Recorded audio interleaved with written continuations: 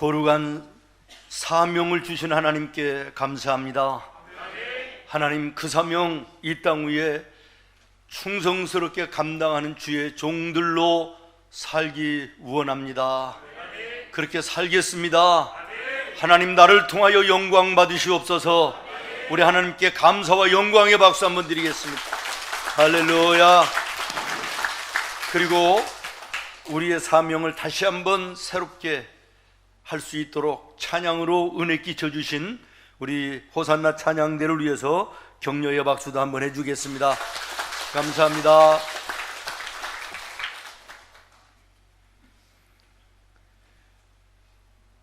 여호와 우리 주여, 주의 이름이 온 땅에 어찌 그리 아름다운지요.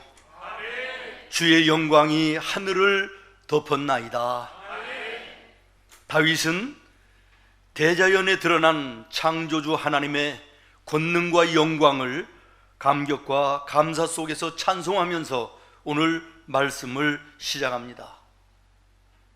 또 이 말씀은 우주 최초로 달나라를 밟았던 암스트롱이 달나라에서 우주로 첫 주일날 아침에 메시지로 보냈던 말씀으로도 유명합니다.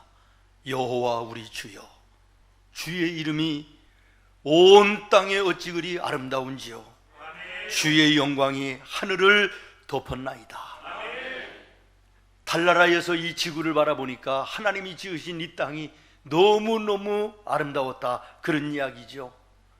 여호와 우리 주여, 주의 이름이 온 땅에.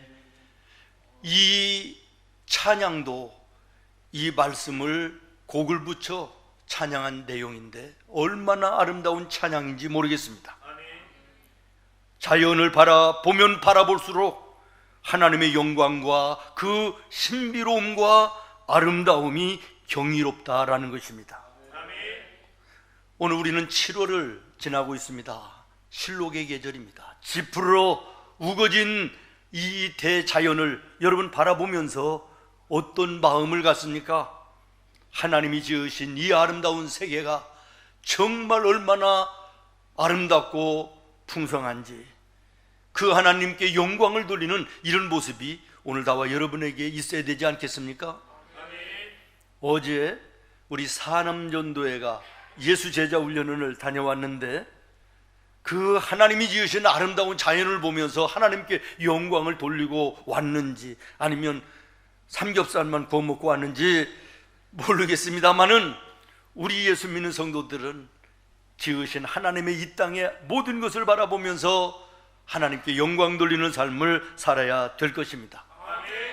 저는 환경과 여건으로 세계 여행을 해보지 못했습니다만은 그러나 요즘은 세상이 너무 좋아져서요, 안방에 앉아서도 세계 모든 나라 구석구석을 전부 다 볼 수 있는 세상이 된 것이 얼마나 감사한지 모르겠습니다.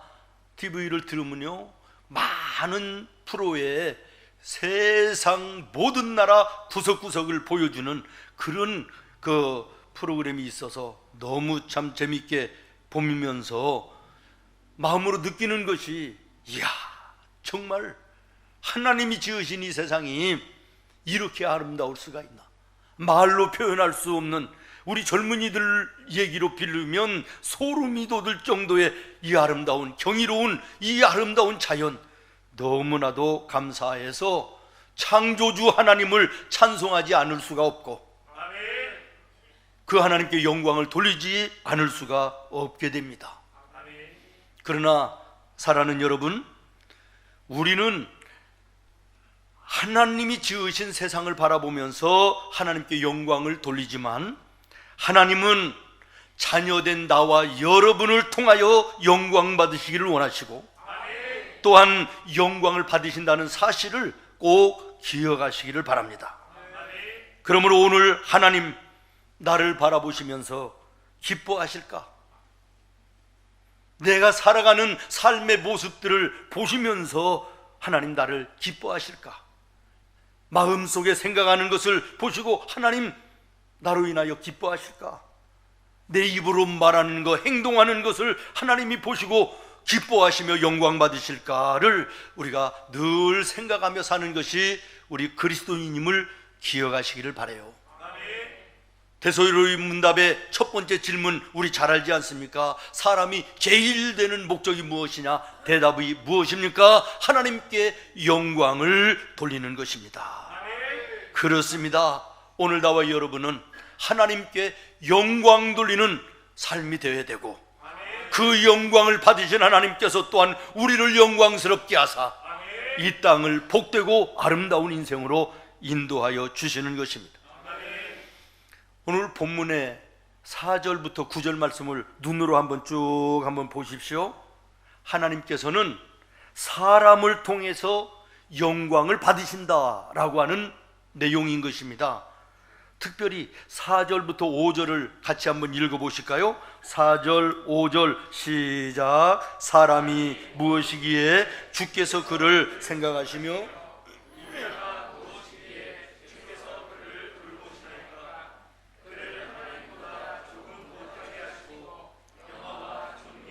그를 씌우셨나이다. 아멘. 하나님께서 우리에게 영광을 주셨다라는 것이에요. 이 말씀은 하나님께서는 사람을 통해서 받는 영광을 가장 기뻐하시고 가장 즐거워하신다, 그런 말입니다. 다시 말하면 하나님은 천사들을 통하여 영광을 받으시는 것보다, 자연을 통하여 영광을 받으시는 것보다 당신의 자녀된 나와 여러분을 통하여 영광 받으시기를 원하시고, 그 영광 받으실 때 기뻐하신다는 사실을 말씀하고 있는 것입니다. 사랑하는 성도 여러분, 하나님께 영광 돌리는 나와 여러분의 삶이 되기를 예수님의 이름으로 축원합니다. 그러면 우리가 하나님께 영광 돌리는 삶을 산다는 게 무엇입니까? 그렇게 살기를 원한다면 우리가 어떻게 살아야 되는 것입니까? 첫 번째, 4절 말씀에 대답이 있습니다. 4절 다시 한번 같이 읽습니다. 시작. 사람이 무엇이기에 주께서 그를 생각하시며, 인자가 무엇이기에 주께서 그를 돌보시나이까? 내 자신을 하나님 앞에 깊이 묵상하고 하나님과 교제하는 삶이 되어질 때 하나님께 영광 돌리는 삶이 된다는 말씀인 것입니다. 4절로 5절의 말씀을 조금 각색을 한다면 이런 말입니다. 하나님, 저는 하나님 앞에 보잘것없고 형편없는 사람인데 그럼에도 불구하고 하나님 무엇을 보시고 늘 나를 생각하시며 나를 보살펴 주시며 나를 하나님의 영상으로 지으시고 천사보다 귀하게 여기시며 함께 해주십니까? 하나님의 은혜가 감사합니다. 이런 뜻입니다. 그렇습니다. 사랑하는 여러분, 인간은 하나님 안에서 자기 자신을 발견하기 전에는 영광스러운 존재가 될 수 없는 것입니다. 여러분, 우리 인간의 가치가 어느 정도나 있다고 생각을 하십니까? 물론 다른 쪽으로 생각하면 굉장한 가치가 있을 수 있으나 물리적으로, 물질적으로 그 화학 원소들로 이렇게 분리해서 환산하고 값을 매긴다 그러면요, 1달러 정도밖에 안 된다는 거예요. 우리나라 돈으로 하면 한 1,200원 정도밖에 안 된다는 거예요. 기분 되게 안 좋으시지 않습니까? 우리의 육체가요, 값으로 따지면 그렇다는 거예요. 이걸 연구해서 어느 과학자가 발표한 내용 아닙니까? 사실 세상에서 사업으로 돈도 벌고 이름도 얻고 많이 배워가지고 박사도 되고 뭐 세상에 부러울 곳이 없다, 100년 200년 살 것처럼 건강하고 이런 사람들도요, 그러나 넓게 우주 안에서 본다 그러면 하나의 점만 또 못하지 않습니까? 하나의 티끌에 지나지 않는 이런 모습 아닙니까? 제가 군대에 있을 때 타던 배는요, 우리나라에서 최고로 크던 군함이에요. 전투함. 밑에서 보면요 무시하게 커요. 그런데 태평양에 갔다가 돌아오는 것을 헬리콥터에서 찍은 사진을 보니까요, 점 하나예요. 나뭇잎알이 하나 같아요. 그렇게 거대한 배가. 오늘 우리가 천년 만년 살 것처럼 세상에서 돈도 벌고 명예도 얻고 성공했다 떵떵거리고 굉장한 것 같아도, 세계로 우주로 보면 우리 인간은 그저 점 하나, 티끌 하나에 불과한 것이 우리의 인생이라는 것이죠. 기분 상하실지 모르겠습니다만은 죽어있는 생선 하나도요 사람들이 버리지 않아요. 아깝게 여기지 않아요. 왜 그래요? 가치가 있어요.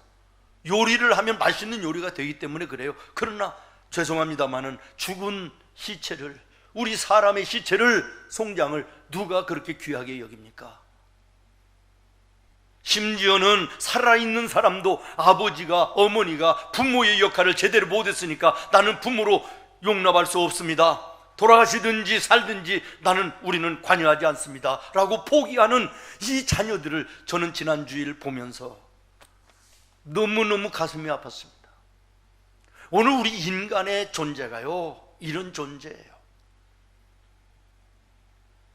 그러나 나와 여러분은 예수 그리스도의 사랑으로 존귀와 영광스러운 존재가 됐다는 사실을 믿음만에 깨달으시기를 바랍니다. 예수님이 말씀하셨습니다. 내가 너를 값으로 산 것이 되었으니 너는 내 것이라. 십자가에 피를 흘려 그 피값으로 내가 너를 죄로 대속하고 나의 것으로 삼았으니 너는 이제는 내 자녀라는 것이에요. 너는 내 것이라는 것이에요.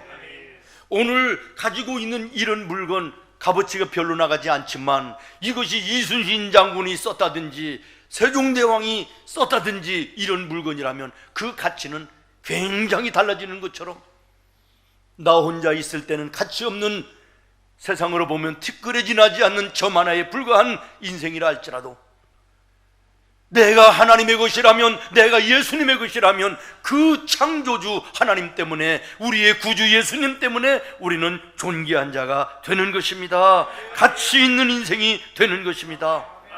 예수님이 말씀하십니다. 천하보다도 너의 생명이 귀하지 않느냐?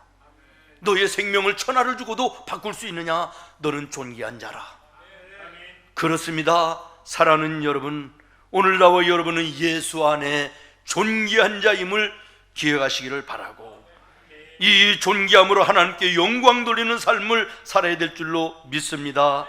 그러기 위해서는 늘 하나님 앞에 내 자신을 깊이 묵상하고 하나님과 교제하는 삶을 살 때, 그리고 그의 자녀가 되고 그의 백성이 될 때 비로소 우리는 영광스러운 인생이 될 수 있음을 다시 한번 주지하시기를 바랍니다.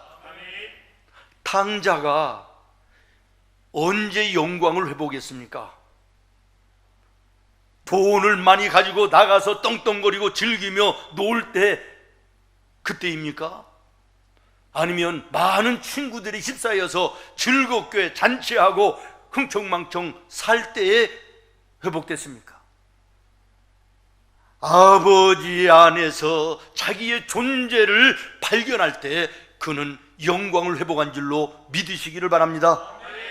다시 말하면 아버지에게 내가 얼마나 귀한 아들인가, 얼마나 가치 있는 아들인가 자식인가, 이것을 깨달을 때 탕자는 비로소 영광을 회복했다는 사실을 주목하시기를 바랍니다. 저는 오늘 이 아침 우리 성도들이 이것을 깨닫는 은혜가 있으면 좋겠습니다. 창세기 1장 26절을 보면 하나님께서 사람을 창조하시고 이렇게 말씀하십니다. 하나님이 이르시되 우리의 형상을 따라 우리의 모양대로 우리가 사람을 만들고. 여러분, 저 말씀을 다시 한번 보십시오. 하나님께서 창조하시는데 우리라고 말씀하십니다. 단수 하나가 아닙니다. 우리라고 하는 복수. 우리의 형상을 따라 우리의 모양대로 우리가 사람을 만들고, 이것은 다른 말로 얘기하면 성부, 성자, 성령 하나님께서 인간을 만드실 때는 서로 협의하에서 상의하에서 만들으셨다라는 것이에요. 성경 보십시오. 다른 천지 창조는 하나님이 말씀으로 창조하시니라 그랬는데요, 유독 사람을 만들 때는 우리의 형상을 따라 우리의 모양대로 우리가 성부, 성자, 성령 삼위의 하나님이 총출동하셔서 서로 상의하시면서 그 만드신 계획과 섭리가 크다는 것을 우리에게 보여주고 계신 것입니다. 다시 말하면 하나님께서 사람을 지으실 때는 심혈을 기울여서 당신의 걸작을 만들으셨다라는 것입니다. 사랑하는 성도 여러분, 내가 우연히 이 땅 위에 온 존재가 아닙니다. 나는 그저 별로 가치 없는 그런 존재가 아닙니다. 하나님의 성삼위 하나님께서 놀라운 계획과 섭리 속에서 만들어주신 존귀한 하나님의 걸작이라고 하는 이 자부심을 우리가 가지고 살아야 될 것입니다. 예수 없는 인생은 허무한 인생이 될 수 있지만, 그러나 예수 안에 구원받은 하나님의 자녀들은 영화로운 자들입니다. 복된 자들입니다. 하나님의 영광을 이 땅 위에 누리며 사는 축복의 자녀가 되는 것입니다. 그러므로 예수 안에 있는 성도들을 향하여 주님이 뭐라고 말씀하십니까? 약한 자 같으나 강한 자요, 없는 자 같으나 모든 것을 가진 자요, 가난한 자 같으나 부유한 자라고 말씀하십니다. 여러분, 혹시 노만 빈센트 목사님이 예화를 들은 거 기억나실 것입니다. 독수리가요, 어렸을 때부터 병아리 때 안에서 자랐대요. 그래서 지가 병아리인 줄만 알았어요.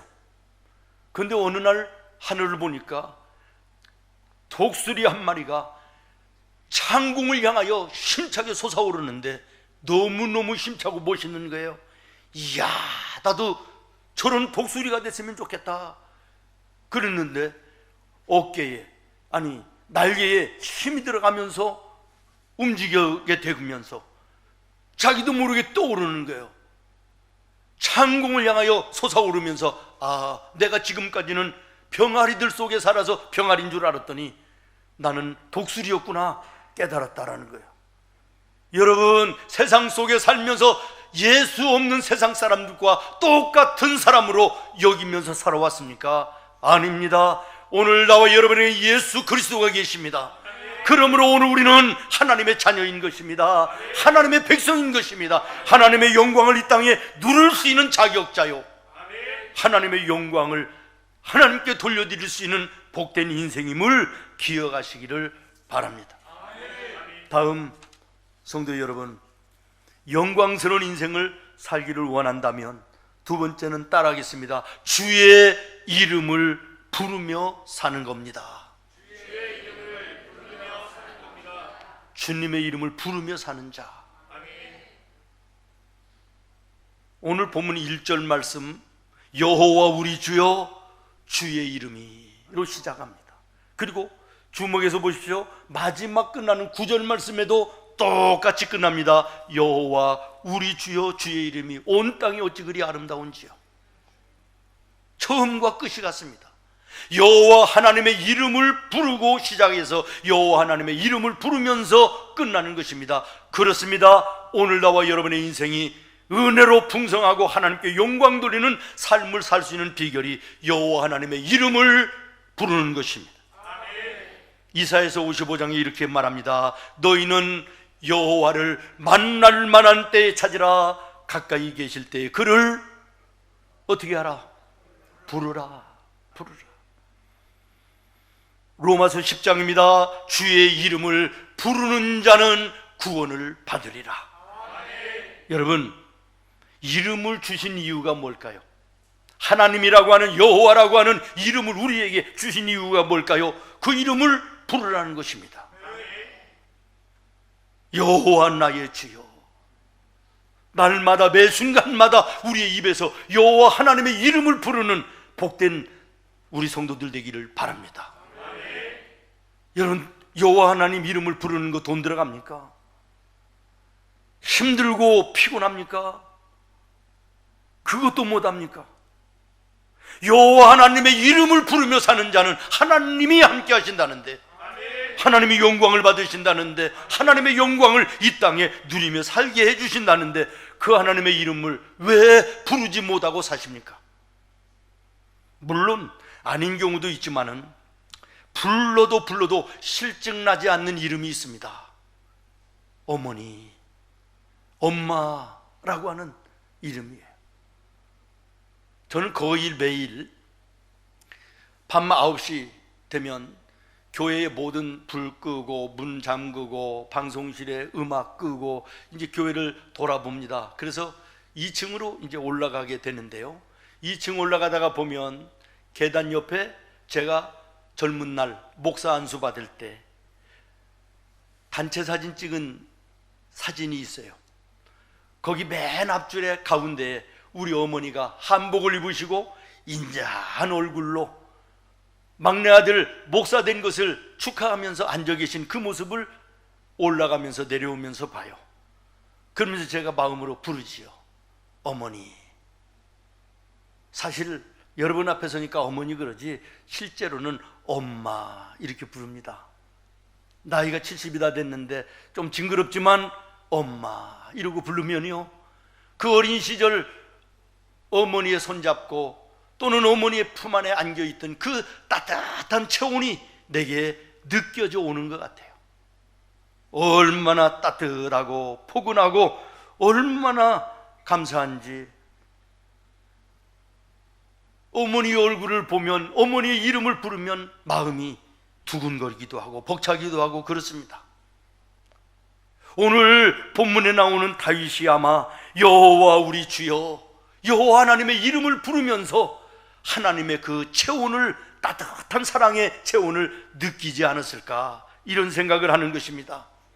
여호와 하나님이여, 다윗이 하나님을 부르면서 그의 마음속에 두근거림과 푸근함이 그에게 있었지 않았을까, 이런 생각을 하게 되면서 이런 다윗에게 하나님 보실 때 얼마나 이뻤을까.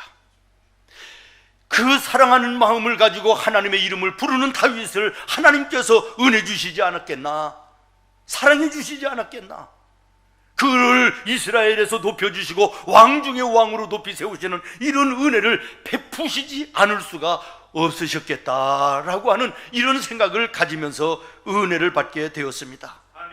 사랑하는 여러분, 주님의 이름을 소리 높여 부르며 인생길을 걸어가는 우리 생문의 모든 성도들이 되기를 예수님의 이름으로 축원합니다. 2절 말씀 다시 한번 볼까요? 2절 시작.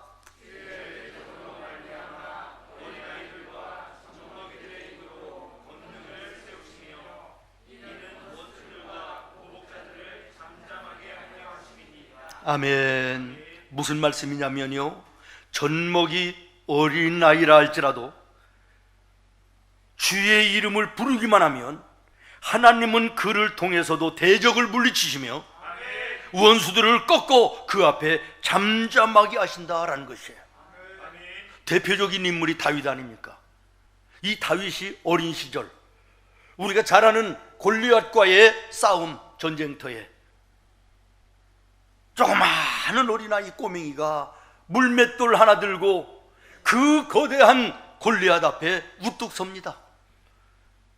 그리고 골리앗을 향하여 뭐라고 외칩니까? 사무엘상 17절에 보면 이렇게 얘기합니다. 너는 칼과 창과 단창으로 내게 오지만 나는 네가 모독하고 모욕하고 없이 여기는 만군의 여호와 하나님의 이름으로 나아간다. 승리한 줄로 믿습니다. 어마무시한 골리앗이 한 방에 나가 떨어진 줄로 믿습니다. 여호와 하나님의 이름을 부르는 거기에 함께 하시는 하나님의 능력과 권능인 것입니다. 우리가 잘 아는 대로 예수님의 제자들은 당시에 평민 이하의 사람들이에요. 고기 잡던 어부들이에요. 세리들이에요. 욕먹고 살던 사람들이에요.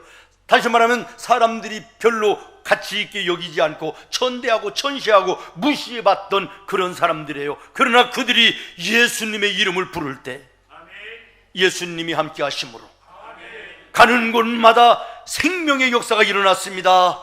병자들이 고침을 받았습니다. 귀신들이 쫓겨갔습니다. 하나님 나라가 이루어지는 놀라운 역사를 나타냈습니다. 주의 이름을 부르는 자 하나님이 함께 하십니다. 주의 이름을 부르는 자 하나님의 영광을 이 땅 위에 누리는 복되고 아름다운 삶을 살 수 있음을 기억하시기를 바랍니다. 오늘 하나님 앞에 영광스러운 삶을 살지 못하고 위축되고 불안하고 지치고 힘들고 원망하고 불평하고 불안하고 초조함 속에서 시시한 인생을 살아가는 우리 성도들이 혹시 계십니까? 혹시 주님의 이름을 부르지 않기 때문은 아닌가? 내 자신 점검하시기를 바랍니다. 힘이 들고 어려울 때 친구를 불러도 친구가 달려와 도와주고,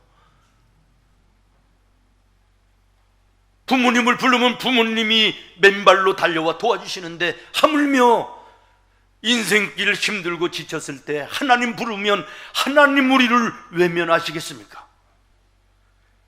설령 부모들은 거들떠보지 않는다 할지라도 하나님은 우리를 외면하지 아니하시고 우리의 부르심 속에 응답하시며 함께 하시는 주님이심을 믿습니다.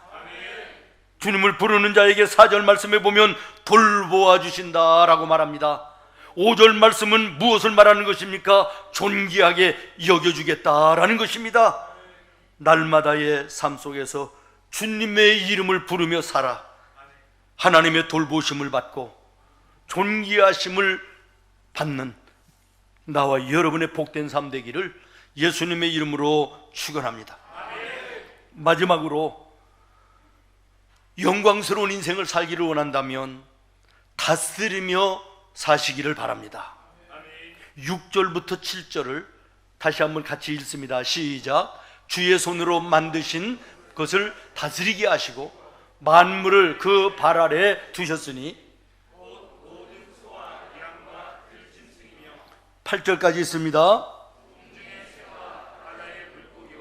바닷길에 다니는 것이니이다. 아멘. 다스리며 살으라는 거예요. 창세기 1장 28절에 보면 하나님 천지를 창조하시고 우리 인간들에게 이렇게 말씀하십니다. 하나님이 그들에게 복을 주시며 하나님이 그들에게 이르시되 생육하고 번성하여 땅에 충만하라. 그 다음에는 여러분이 있습니다. 시작. 땅을 정복하라.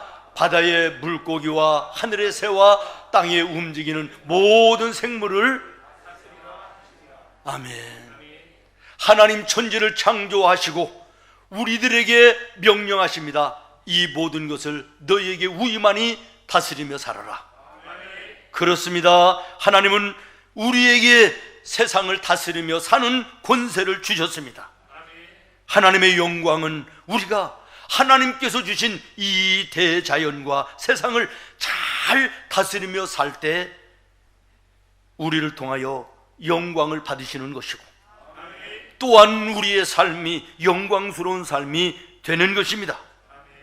그럼에도 불구하고 우리 인간들의 오늘 모습은 어떻습니까? 하나님은 다스리며 살아라 그러는데 우리는 파괴하며 삽니다. 오염시키며 삽니다. 다스리기는커녕 다스림을 받으며 끌려다니는 삶을 삽니다. 심지어는 돌멩이 앞에 절하기도 하고 나무 밑에 쭈그리고 앉아서 복을 달라고 빌고 있는 이런 말도 안 되는 삶을 살고 있지 않습니까? 환경이 휘둘리고 돈의 노예가 되고 물질의 노예가 되고 육신의 즐거움과 쾌락의 노예가 돼서 그것을 섬기는 삶을 살고 있는 이런 모습일 때가 우리에게 얼마나 많이 있습니까? 그래서 세상이 망가지는 것입니다. 그렇기 때문에 그런 인생은 망가지게 되어 있는 것입니다. 성경에서 말하는 다스리라 라고 하는 뜻은 하나님께서 창조하신 뜻과 목적에 맞게 세상의 모든 것들이 각기 제각기 자기 자리에서 자기 위치에서 쓰임을 받을 수 있게 하라, 이런 뜻입니다. 이해되십니까? 아무런 감정이 없이 듣는 것 같아서 다시 한번 말씀드립니다. 성경에서 말하는 다스리라 라고 하는 뜻은 하나님께서 창조하신 모든 것들이 제자리와 제 위치에서 각각 하나님의 뜻과 목적에 맞게 쓰임받게 만들어라는 것이에요. 자, 이런 측면에서 생각합니다.